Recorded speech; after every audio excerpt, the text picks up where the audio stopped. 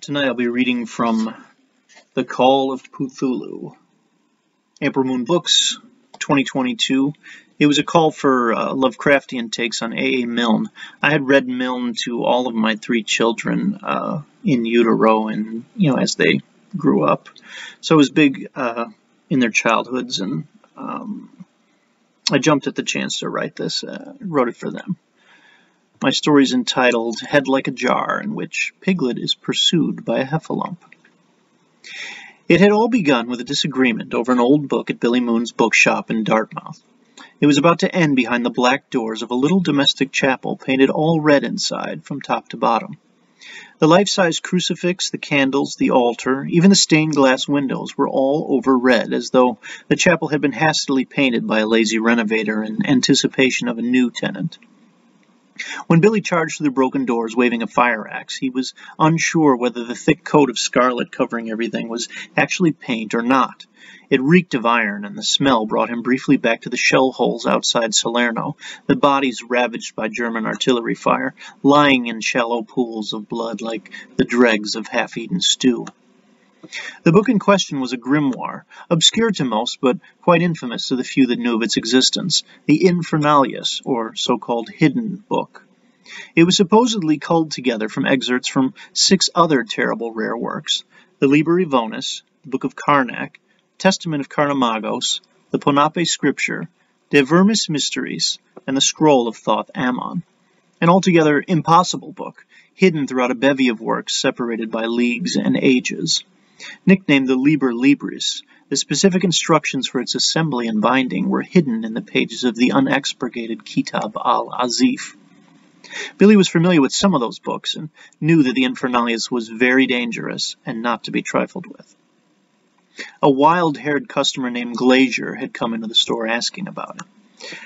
"I understand you've acquired a very rare book as part of a recent estate liquidation," Glazier had said, drumming his ink-stained fingers on the counter impatiently and hungrily scanning the shelves over Billy's shoulder as if it were a stocked cupboard. "It has a pale cover," he went on, "mottled leather. Binding is quite irregular. Mismatched pages, lotka and rag paper, some papyrus. Bit of an eyesore, really." "How could you know that?" Billy had said warily. "Were you acquainted with the previous owner?" "Only by reputation."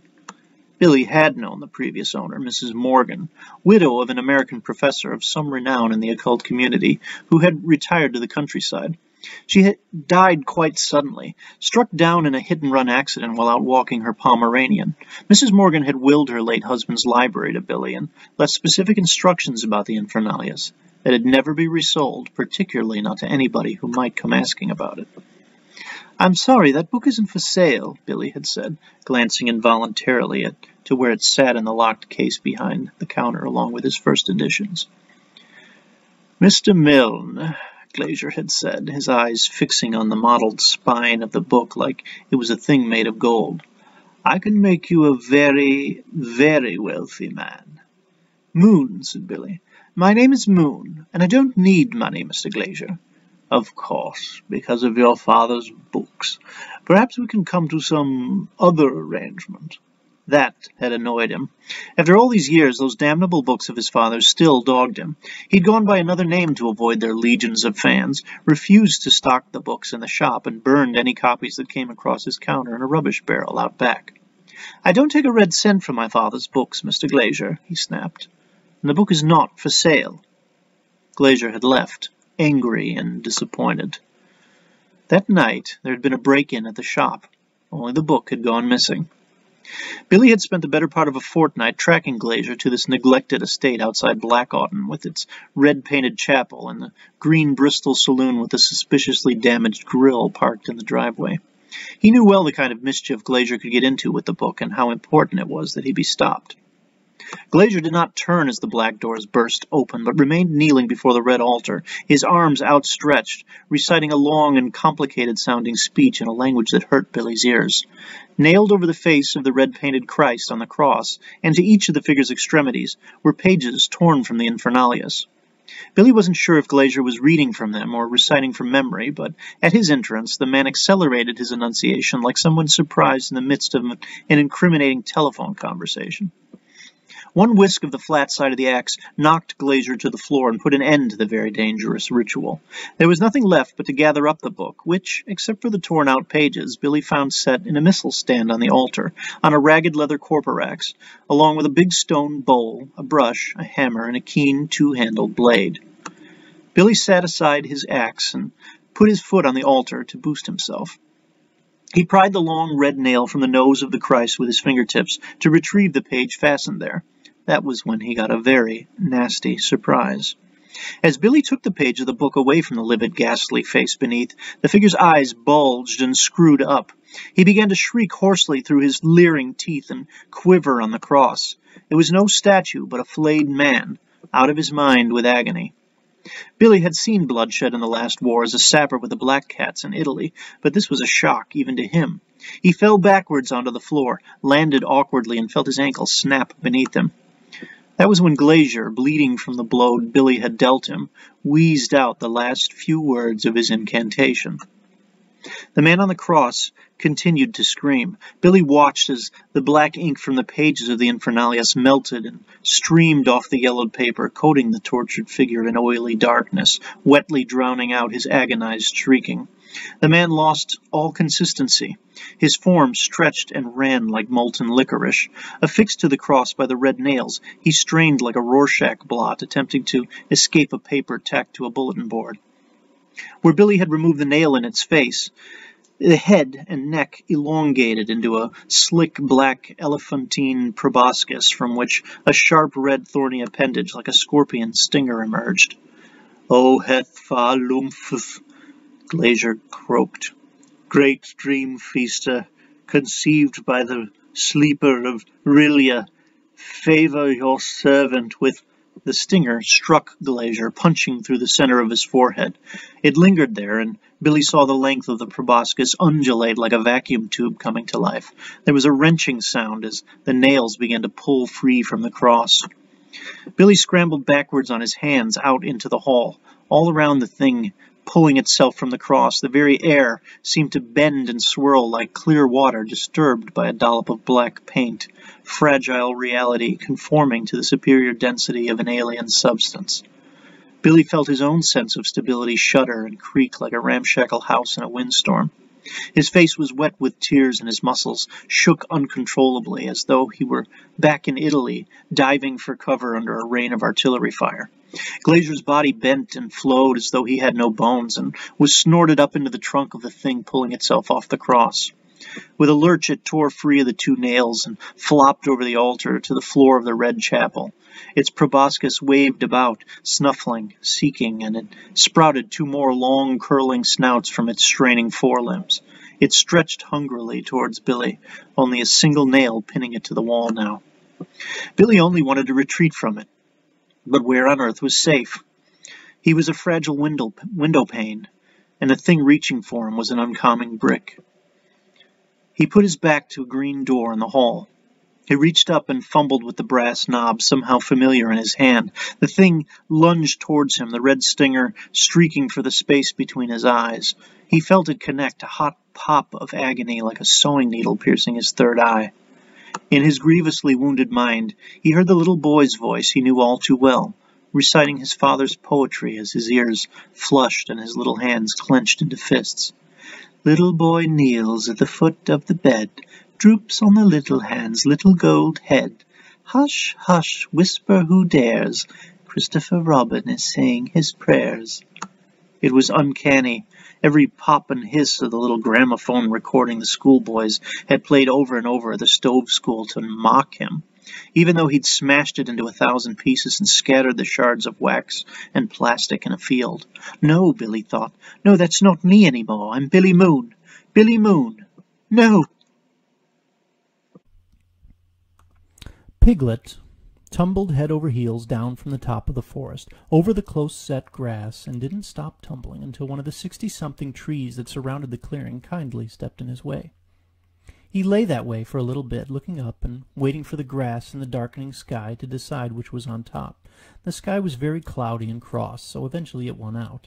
The grass stooped and apologized for having given offense.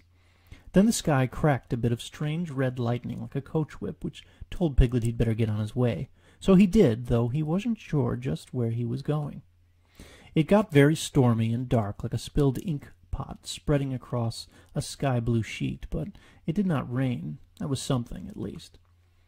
As he scurried along through the spinneys, Piglet heard a very loud sound behind him, like a large animal sniffling and snuffling. He remembered just then that he'd been going away, and so he continued going there with all his haste. Piglet could not recall a dark so total in the forest, though admittedly he spent most nights fast asleep, dreaming of what he would do the next day, or what he had done the previous day, or things he might never do, however many days he had. He wished he were dreaming now in his warm bed instead of running through the trees, for he had quite forgotten the way, and it was getting so very dark it was hard to see by. If he could not sleep, then he wished at least he were not alone. Eventually he came to a place he half recognized, though it was not a place he frequented and not the one he'd been wishing to get to, it being particularly gloomy and wet here. However, it was away from the very loud sound, and so he supposed he mustn't be ungrateful. "Hello, who's that?" came a sad voice that he knew somehow belonged to this place, or was it the other way around? "Piglet," Piglet answered, hugging himself, because, being alone, there was no one else to hold on to. "Good morning, Piglet," said the voice belonging to a low gray something standing with its neck bowed in the gloom. "If it is a good morning, or morning at all, which I doubt." Piglet thought hard. It was as if the dark so total had leaked into his thinker, and he had to strike a match to see his own memories by, and the match was all wet and soggy. "Eeyore," he said at last, and toddled over to find the gray donkey standing up to his knees in the bog, nosing at a thistle. "Oh, Eeyore," Piglet said, and threw his arms excitedly around Eeyore's neck. "I am so happy to see you." "You are?" "Yes." "Me, Eeyore?" "Yes. I was so scared running through the forest, I was just wishing I could find anybody at all." "Oh, well, I suppose being anybody at all is better than being nobody at all." "Eeyore, there's a very loud sound back there," Piglet said, nervously pointing back the way he'd come. "What sort of a sound?" Eeyore said, cocking one of his ears in the direction Piglet had pointed. "It's like a sort of sniffling and snuffling. I don't want to stay here." "Not many do." "I mean, if it's so very loud, it hurts my ears. I'm trying to get away, do you understand?" "I understand wanting to be away. Some can afford the luxury, some can't. But there it is." "There what is?" Eeyore sighed very long and very loud. "Nothing. I think I hear your sound, little Piglet. It is coming closer. My, all this unexpected company in the middle of the night." "I thought it was the middle of the morning," said Piglet, nervously looking back the way he'd come. "It may be," said Eeyore, considering it. "One middle can look much like the other in a dark so total." Piglet shifted from his left foot to his right foot and back again. "Eeyore, I'm very sorry, but I really feel I have to go." "Don't be sorry. No need. Few who come here ever stay. Only one, really, and confidentially he loathes the place, and only remains because he has little choice. Unlike some are fortunate to wander to and fro, welcome most anywhere they go. Some aren't. Where are you off to, little Piglet?" "Why, I don't know," said Piglet, hopping a little in place now. "Away." Piglet could hear the snuffling and sniffling coming now through the dark, and he shivered. "You go on, Piglet. I'll just wait here." "You can't mean you want to stay here, alone?" "Are you staying, Piglet?" "No, I don't think I can," said Piglet, shuffling his feet, eager to go. "Then alone it is," said Eeyore, gloomily chewing a thistle. It seemed he had sunk a little deeper into the bog. "I understand. I won't be alone much longer by the sound of it." "Are you sure you won't come?" Piglet said, half trotting and half skipping away. Eeyore stopped chewing. "Well," he said uncertainly, "that is, if you're asking me to come," he said, and he began to pull himself out of the bog. Piglet was happy for the company, even though it was Eeyore, but the slow way the old gray donkey walked made him anxious, and he was already something of an anxious animal, being very small.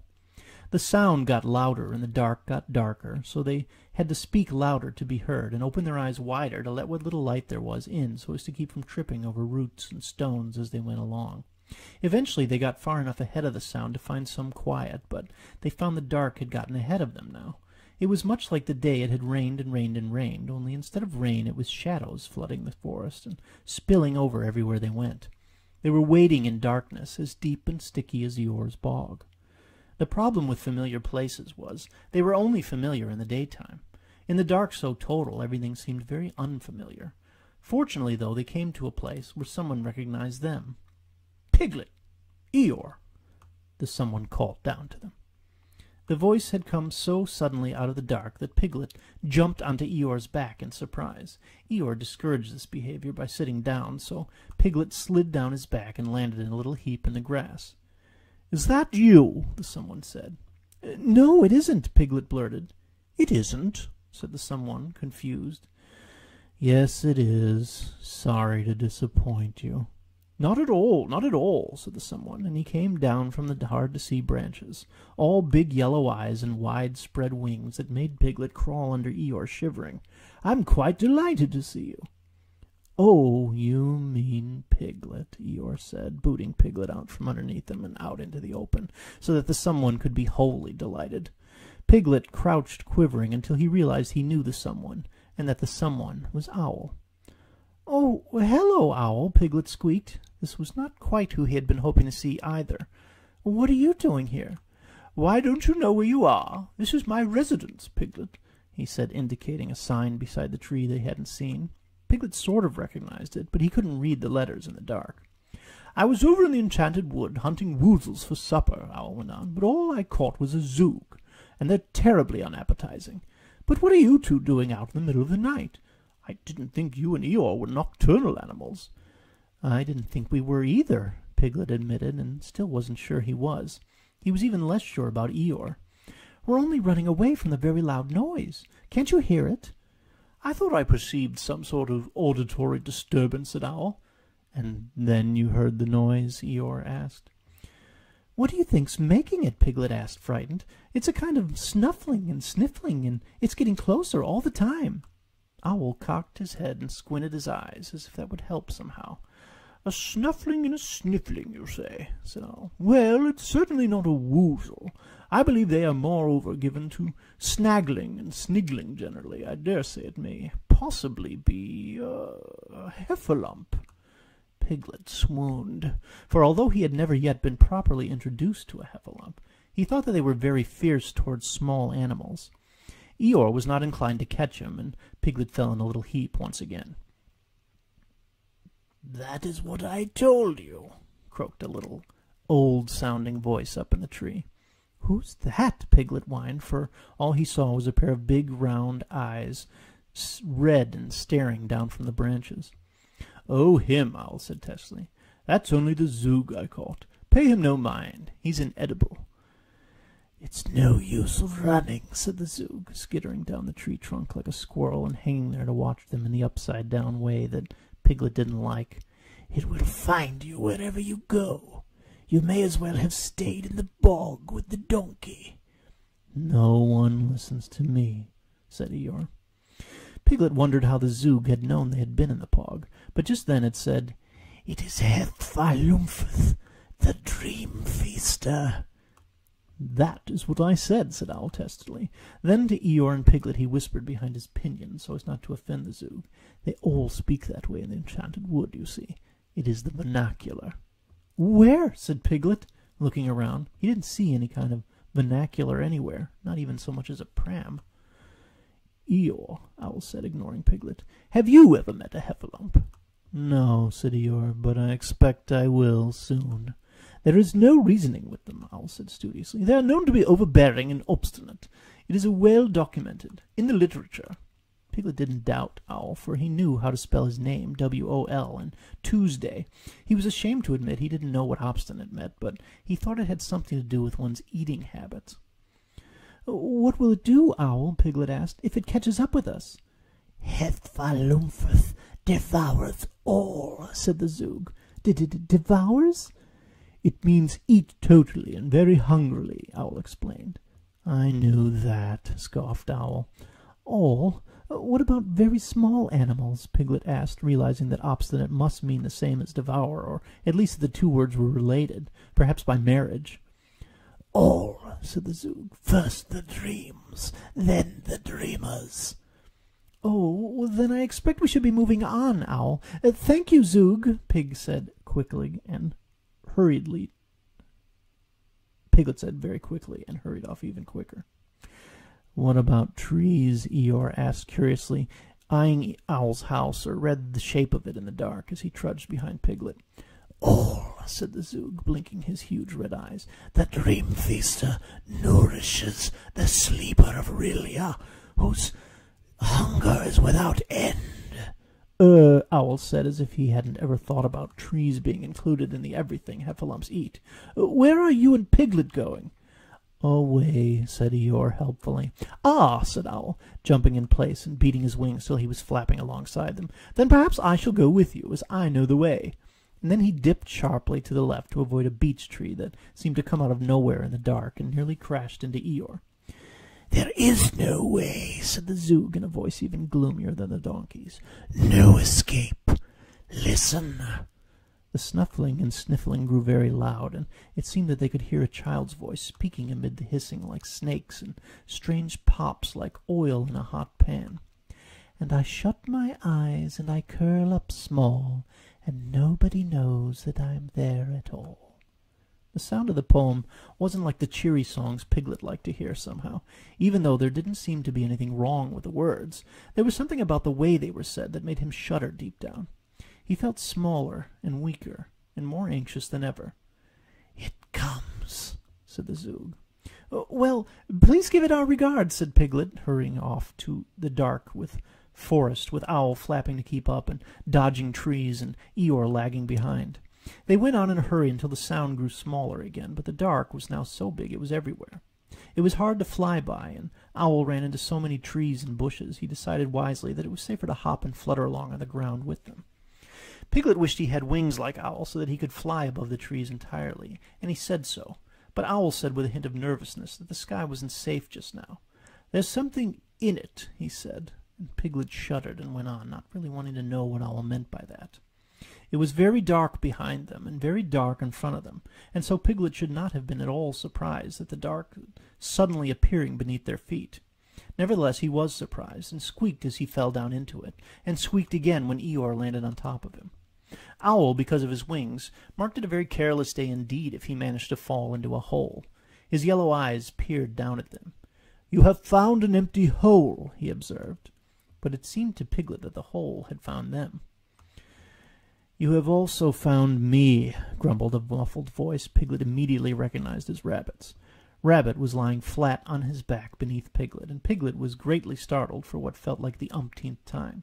"And me!" cried another smaller voice from beneath that was not quite so startling. Piglet thought it sounded like Alexander Beetle, and very likely was. "And me! And me! And me! And me! And me!" And a great many other voices Piglet had no hope of recognizing and remembering in the dark so total said the same thing, until Piglet worried that the Heffalump would come upon them before the last of Rabbit's friends and relations would get their turn to say, "and me." The hole wasn't empty at all. It was quite the opposite. "Oh, excuse me, I thought you lived in a sort of sideways hole, not an up-and-down hole, Rabbit," said Piglet, struggling to get out from under Eeyore so that he might get off of Rabbit. "This isn't my hole," Rabbit said, annoyed. "You're at the 6 pine trees, and it's a very deep pit, Piglet. We are waiting down here to catch the Heffalump when it comes." "A clever plan," said Owl admiringly. "Yes," Rabbit said, "my plan. There's only one Heffalump after all, and there's strength in numbers." "Not against Heffalump," said the Zug, startling everyone because he hadn't informed anybody he decided to join their expedition. "Heffalump devours all. First First the dreams, and then the dreamer. Next the schemes, and then the schemer. However many there are. Whatever is Heffalump? Rabbit asked. Heffalump, said Owl, in the vernacular. Piglet supposed that was why the Heffalump seemed to catch up with them so quickly. Someone had told him vernaculars could go very fast and without any pushing or pedaling. He thought perhaps he had seen a very frightening sort of vernacular once, all metal with belts on its wheels, squealing wheels, and a long nose that spit fire, and noise, and a black cross on its side. But he couldn't imagine where he had seen such a thing. He looked around, nervous. He seemed to recall this trap not being very cunning the last time, but it was hard to see in the dark so total, even more so at the bottom of the very deep pit. Maybe he had improved somehow since the last time. And then Piglet puzzled over what the Zoog had said, for there was someone else whose hunger never ended, someone he had been forgetting but trying to remember.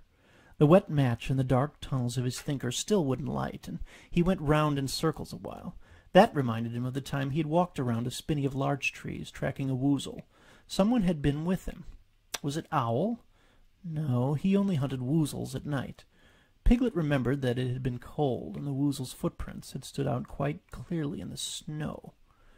That was when he heard the Heffalump again, snuffling and sniffling and singing in its little popping and hissing voice. God bless Mummy, I know that's right. Wasn't it fun in the bath tonight? The cold so cold and the hot so hot. Oh, God bless Daddy, I quite forgot. What fun did you have in the bath? Some older boy snickered. Was your nanny there, too? Said another, whose crooked teeth leered like an alligator's. Nah, Witterwad was playing with his stuffies, mocked a third. And then that laughter, like the braying of young horses. Say your prayers now. Daddy, why did you do this to me? You traded in our play for money and celebrity. I'm not some nursery rhyme character, not some forever child. I'm a man. I've seen and done things a man does and sees. I'm Lieutenant Moon, Billy Moon. But he wasn't that either. And he pushed his hands deep in his ears to shut out the voices and maybe poke himself in a place in his head that would get it to work right and remember just who he was. He wasn't a man or some lieutenant. He was the Piglet. Of course, Piglet.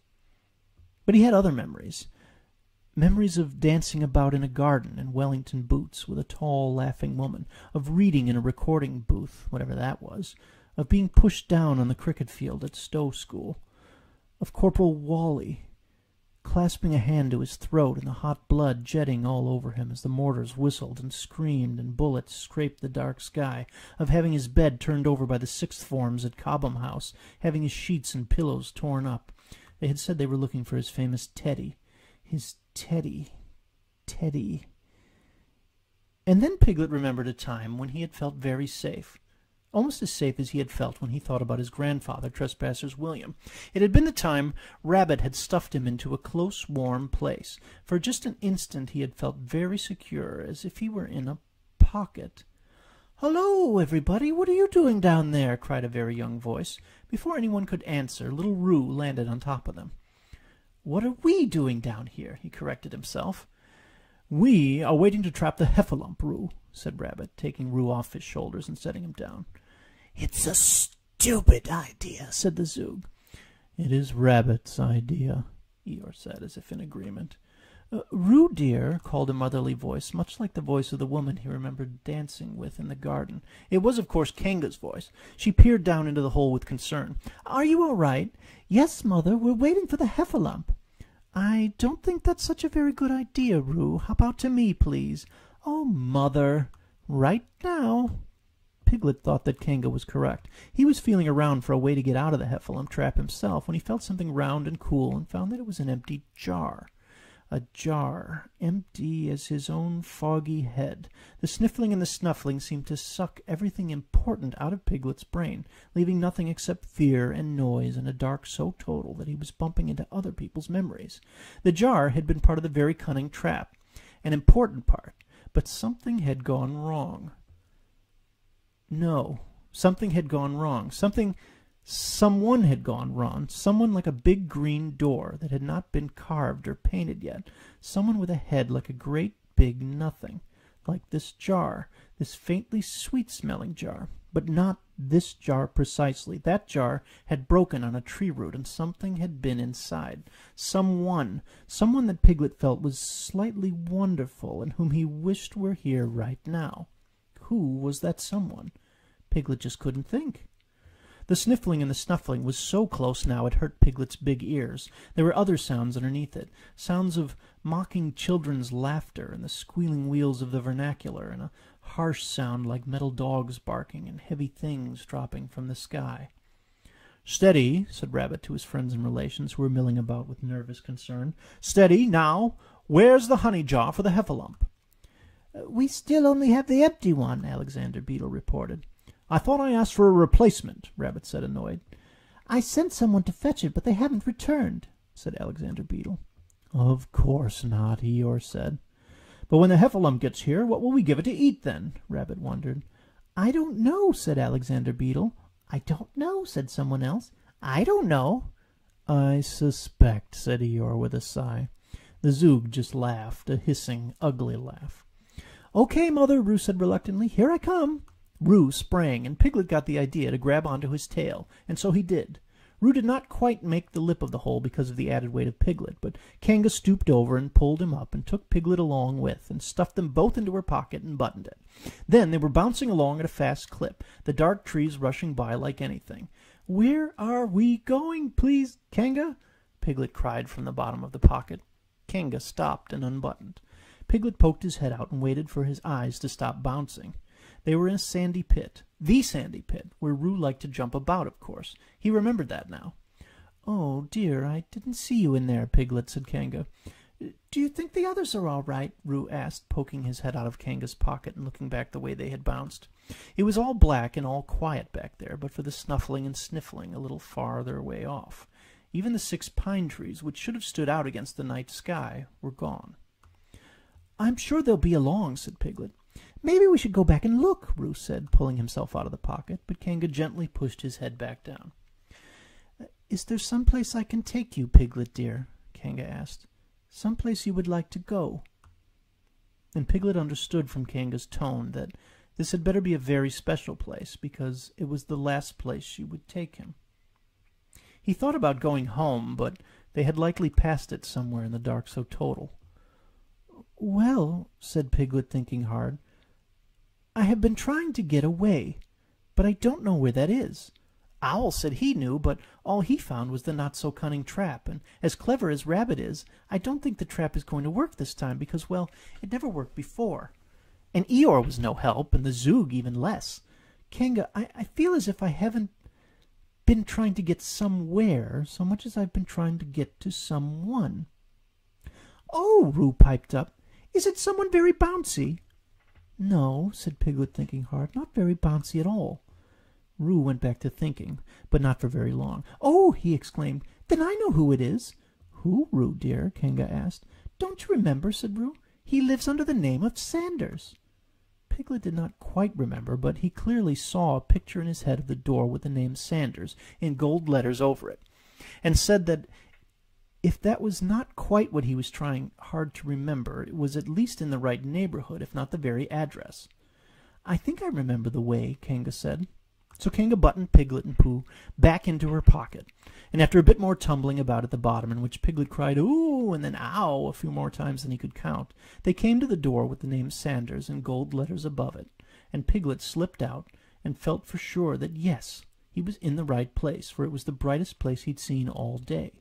Or night, if it was night. There was a faint, warm glow all about the seams of the door, and behind it they could hear a very growly voice singing, "Coddleston, Coddleston, Coddleston pie, a fly can't bird, but a bird can fly. Ask me a riddle, and I reply, Coddleston, Coddleston, Coddleston pie." And this song was the right sort of song. It filled Piglet with a great, warm, swelling feeling inside, such as a loaf of baking bread must feel to an oven. He fairly ran to the door and beat on it with both his hands. Roo, thinking it was a game, jumped over and joined in. Finally the door opened up, and out stepped a stout, furry bear, with his arm stuffed to his elbow in a jar marked honey. "Oh, why, hullo, Piglet. Hullo, Roo. Is Kanga with you?" "I am," she said, hopping over into the light. "Hullo, Kanga. Have you all stopped by for a little something?" he said in a worried voice. "I'm afraid I don't have very much left. You see, I was sent to bring some honey back to Rabbit and his friends and relations, but I wanted to make sure I brought the right sort of honey, and so I tasted the first pot in the larder, and, well, you know how that goes." Piglet was fairly bursting with happiness at the sight of his friend, and the whole time the bear had been speaking, Piglet had had his mouth open so that when the right name finally made it to his tongue, nothing would get in the way of it. Finally it tumbled out. "Edward Bear," he managed, though when it was out he wasn't quite sure that was right. "Oh, why so formal, Piglet? What's the occasion? Are we having another expedition or a party? Will there be cakes with pink sugar icing?" "It is the last day of the 100-acre wood," said the Zoog, his red eyes shining in the dark. By now Piglet wasn't quite as surprised that the Zoog had managed to come along again, though he inched closer to the bear and into the light spilling from the house. The bear squinted about. "I don't see how it can be the last day," said the bear, looking up at the dark sky, "when it's clearly still night out." "Oh, Pooh!" Piglet cried, hugging his leg. The light from Pooh's house was pouring into his thinker now, lighting up all the dark rooms. So many happy memories came rushing all in a bunch that the bad were pushed aside, of the North Pole in the brain of Pooh, of giving red balloons as birthday presents. There were so many he felt they would wash him away, like the time Roo fell in the stream, and so he held on ever tighter to Pooh's leg, and just then he remembered why he had been wishing to see Pooh so dearly, because, unlike Eeyore, Pooh didn't push Piglet away, but placed a hand gently on the top of his head and drew him close. "A horrible hungry Heffalump is coming, and he's devouring everything," Piglet sobbed. "That's why Rabbit wanted honey," Pooh said, and if he'd had fingers to snap and known how to do it, he probably would have. "It was for the Heffalump. Oh, I'm afraid I don't have any left for him." "Foolish little dream," said the Zoog, snickering wheezily. "Heffalump has already devoured your friends. First the dream, and then the dreamer. Next the scheme, and then the schemer. Finally, the cream, and then the creamer?" Pooh finished for him. "Unfortunately, I had that for breakfast, or I'd share it with the Heffalump. It sounds as hungry as I am." "Pooh, didn't you hear him?" Piglet said sorrowfully. "Rabbit and Eeyore and Owl and all of Rabbit's friends and relations. They're all gone." Pooh scratched his head thoughtfully. "You mean they left the very deep pit? Have they gone on to the party?" "There is no very deep pit any more," said the Zoog. "Your friends, the 6 pine trees, the 100-acre wood, the bog, all have been devoured." "Oh, I'm sure they're all still there," said Pooh. "They're probably just lost. Rabbit does tend to get turned around, doesn't he, Piglet? Let's go and find them." Piglet buried his face in Pooh's fur and sobbed pitifully. "We can't go back there, Pooh. There's nothing but the dark, so total. There's no light to even see by." "Well," said Pooh, "I suppose we will have to take the light with us." And he hobbled into his kitchen with Piglet hanging on his leg, and he hobbled back out with a tarnished old chamber stick, with a stubby little candle and a wavering yellow flame that shone brighter than it had any right to. "This should be enough to see by," said Pooh. The Zoog stood in the light for a moment, but backed away, and Piglet saw that its eyes were the biggest thing about it, and it was not much bigger than Roo. It had ratty sort of hair and a long pink tail and funny little hands and droopy pink whiskers, not so frightening as when it was only a croaky voice and big red eyes in the dark. Then they heard the very loud sound, the snuffling and the sniffling and all the other noises. Piglet squeezed Pooh very tightly, and Roo crawled into Kanga's pocket without a word and didn't look out, and the Zoog turned to watch doom come with its red eyes, and he waited. The cheery little flame flickered dangerously in the blowing wind kicked up by the approach of the Heffalump, but it did not go out, being too curious to see what it could see. "Come along, Piglet and Kanga and Roo," said Pooh Bear, walking off into the dark so total with his little light as if it were the most natural thing in the world. "You walk too, Heffalump the bear?" the Zoog said in disbelief. Heffalump, Pooh corrected him. I'm going back to find Rabbit and Eeyore and Owl and the rest. But if the Heffalump is this way, then I suppose I shall find it too. Maybe I can explain to it that there isn't any honey here to be found. But Owl said Heffalumps can't be reasoned with, said Piglet. Some can and some can't, said Pooh thoughtfully. You never can tell with Heffalumps. It may be that this is the right sort of Heffalump. It is not, said the Zoog, trotting along behind in the dark. Look at the sky. There are no stars, no moon. No, not the right sort of stars, anyway. Tut, tut, it looks like rain, said Pooh. Heffalump is all that can be seen, said the Zoog. It has become the everlasting sky. It will cover the dreamlands. It will glut itself on dreams and suck the minds of sleepers free to feed its dead and dreaming master.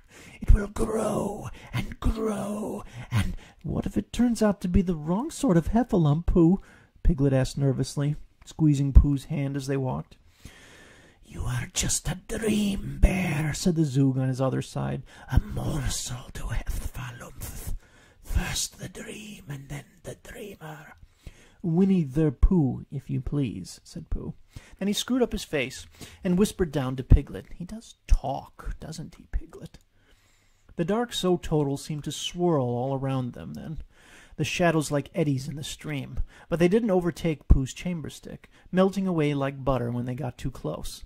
Below their feet, the grass and the gorse bushes seemed to sprout, and in the light only to be swallowed again by the dark as they passed, only existing for the brief time the candles shone on them, as if the light illustrated them and the dark erased them. Kanga and Piglet kept very close to Pooh, afraid they too would disappear if they strayed from the light. Even the Zoog stayed on the barest edge of it. And Pooh sang as he went. Coddleston, Coddleston, Coddleston pie. Why does a chicken, I don't know why, ask me a riddle and I reply, Coddleston, Coddleston, Coddleston pie. After a bit, Pooh and Piglet and Kanga and the Zoog stopped walking, and Pooh stooped over a little and shined his light downwards, and he called, Hello, Rabbit! Hello, Eeyore! Hello, Owl! Hello, Alexander Beetle! Hello! And he would have greeted every one of Rabbit's friends and relations by name, if he hadn't been interrupted. Pooh! Shouted Rabbit from the bottom of the deep pit. Did you bring the honey? I'm afraid I mislaid it, Rabbit, said Pooh. Mislaid it where? Rabbit demanded, stepping into the light, looking cross. In my stomach, Pooh admitted sheepishly. It won't do us any good there, Eeyore grumbled, coming up alongside Rabbit. Piglet leaned over the lip of the very deep pit. So far, Pooh had to grab hold of his little tail to keep him from tumbling in. He was overjoyed to see his friends. I thought the Heffalump had devoured you all. Perhaps next time, Piglet, Eeyore said hopefully, with a little luck. It's a very strange feeling, said Owl, flapping down to land beside them. But after you departed, the noise seemed all around us, and the dark so total seemed to swallow us, and everything just stopped. I don't recall anything else until I saw your candlelight just now, Piglet. Did you find your way to a way? Why did you come back? I don't think I was looking for that, Owl. I think I was looking for Pooh. For me? Whatever for, Piglet, said Pooh. Piglet shrugged. I just knew that if anybody could stop the Heffalump, you could. I don't know how to stop it, Pooh said with a shrug. Who does? No one, that's who, said Eeyore. Then Heffalump seemed closer, in all his terrible snuffling and sniffling, and all his mocking and loud noises, and Piglet clung to Pooh, and looked up into the black sky, and saw awful snaky things with big red stingers swirling like willow branches on a blustery day, and he hid his face. Said Pooh, not looking up. I think I know someone who does know. Come along, everyone, and he started marching off. And Rabbit and his friends and relations made a sort of chain, such as when Pooh had been stuck in Rabbit's doorway, and they pulled themselves and Eeyore out, with Kanga and Owl's help, and they all of them followed Pooh's candle, for it was all they could see of him in the dark so total. How can this be? The the Zug muttered. The dream feaster devoured you all. First the dreams, and then... I had a funny thought about dreams just now, said Pooh. I once dreamed of 587 heffalumps. Were they like this one, Pooh? Piglet asked. No, they were much worse, Pooh said, because they were eating up all my honey. But you see, Piglet, however many I dreamed, I always dreamed one more. And however many honey pots they licked up, I always had more. You have seen my larder, Piglet. Do I have 587 jars of honey? No. If I did, I should never leave the house. I should invite all of my friends to come over, and I would have a little smack-roll while I waited for you to arrive. What does this have to do with dreams? The Zug interrupted. What does it have to do with dreams? Said Pooh thoughtfully. And then he remembered. Oh, simply that there are always more dreams to be had. And you can always dream up enough good things to keep the bad things busy, and quick as anything. As quick as saying, Pooh. All above, and all below, and all around them, Heffalump sniffled and snuffled, and blew and sucked like a great noisy windstorm until they came back to the ring of pine trees at the top of the forest, and Pooh's light shined on a familiar green door with a brass handle, and he knocked. An old man, maybe 30, answered the door, bewildered. Piglet stared. He didn't like the look of this man. He was thin and narrow, with a pitted chin, and sparse brown hair shot with frost, and he had frightened eyes. Piglet did not care overly for baths, but this man was very dirty, too. He wore a soldier's uniform with a red patch with a black cat on it. He looked rather silly under his cooking-pot helmet, and he hugged a gun to him like a stuffed toy. The man opened his mouth to speak, but his eyes went up to the Heffalump, raging in the dark sky, and his lips trembled, and whatever words came out, they fell all over themselves, as if he were too afraid to venture past his chattering teeth. Only a few frustrated soap bubbles poured out and popped. "Oh, excuse me," said Pooh, clearing his throat. "Is Christopher Robin at home, please?" The man looked down at Pooh. "I'm Billy Moon." This made Piglet feel slightly better about his own stammering. "Hello, Billy Moon," said Pooh. "I'm Winnie the Pooh, and this is my great friend Piglet, and this is Eeyore, and Owl, and that's Kanga, Roo is sleeping in her pocket, and Rabbit, and his friends and relations. Oh, and that is a Zug. Is Christopher Robin at home?" "No," said Billy Moon, very firmly at first, but then his words shook that firmness all to pieces. "That is, I don't know. I don't think so. I don't know." "Can you please check? We don't mind waiting, and when you find him, can you ask him, please, if he will bring his pop gun?" "I have a gun," said Billy Moon, holding out his gun. "I'm sorry, but that's the wrong sort of gun," Pooh said, not unkindly. Billy Moon nodded and turned slowly like a ghost and disappeared into the shadows behind the green door. Above, the wide black sky shrieked out from dozens of swirling, sniffling, snuffling Heffalump noses with red bee stingers, all in the sing-song mocking voices of children. "Little boy kneels at the foot of his bed, droops on the little hand's little gold head. Hush, hush, whisper, who dares? Christopher Robin is saying his prayers." And in a moment out stepped Christopher Robin, in his blue smock and shorts and his Wellington boots, as bright and proud and golden-haired as anything, and he had his pop gun over his shoulder. And Piglet just stared, because he had forgotten all about Christopher Robin. He felt very foolish indeed, because of all the friends he had misremembered, the little boy was the most important. "Hello, Bear," Christopher Robin said, smiling. "Hello, Christopher Robin," said Pooh, smiling back, for he was very fond of Christopher Robin indeed. "The princeling dreamer," the Zug whispered in awe, for he recognized this little boy of old.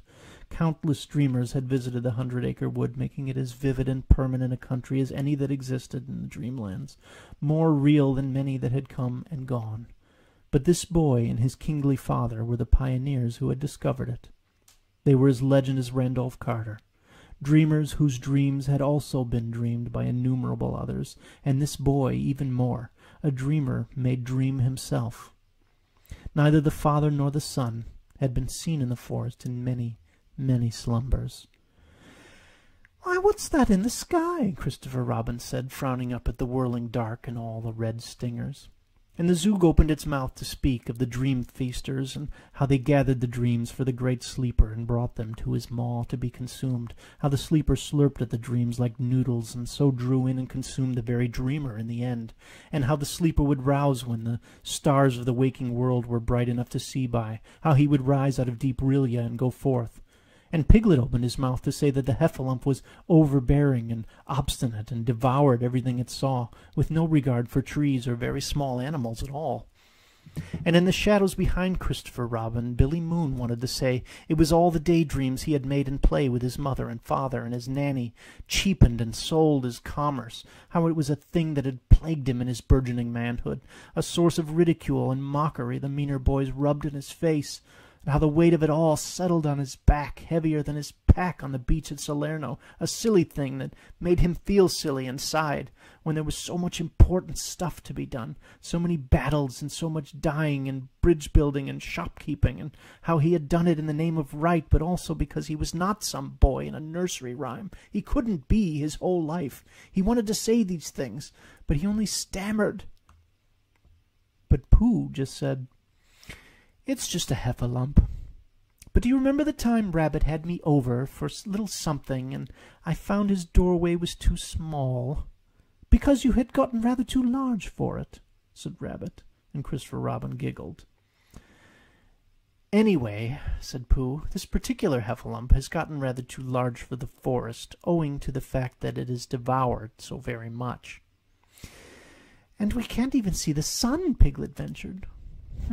Said Christopher Robin. "Then I suppose he is like the blue balloon you hung on to when you tried to get the honey from the wrong sort of bees, Pooh." "I suppose he is," said Pooh.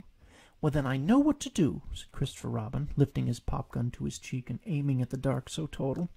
He paused. "You don't think I shall hurt him?" "Not very much at all," said a voice behind him. And it was not Billy Moon, but his father, whom he called Blue. He laid a hand on Christopher Robin's shoulder. "Steady," he said. Christopher Robin was steady, and his aim was true.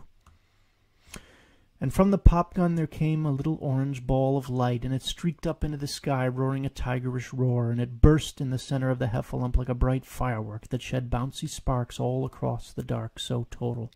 And Piglet and Roo, who had woken up and poked his face out of Kanga's pocket, said, "Ooh!" And Rabbit and Kanga and Owl and all of Rabbit's friends and relations said, "Ah!" And Pooh and Blue, standing behind Christopher Robin, said, "Good shot!" And the Zug merely stared in wonder.